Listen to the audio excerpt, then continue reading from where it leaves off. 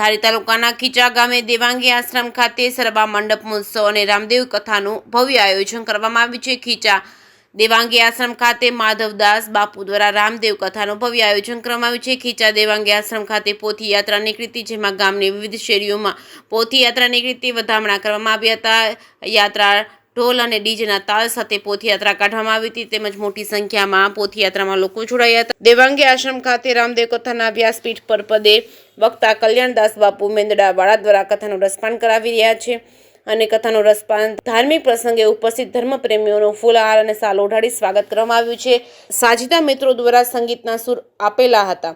આ કથામાં મોટી સંખ્યામાં લોકો આવતા હોવાથી કોઈ અનિચ્છનીય બનાવ ન બને અને ટ્રાફિક ન થાય તે માટે ધારી પોલીસ સ્ટેશનનો સ્ટાફ દ્વારા હોમગાર્ડ જવાનોને તૈનાત કરવામાં આવ્યા હતા। તેમાં સ્વયંસેવકો દ્વારા ખૂબ જ સારી સેવા આપવામાં આવી છે। જે કેસ ગુજરાતી સાથે સંજય વાળા ધારી।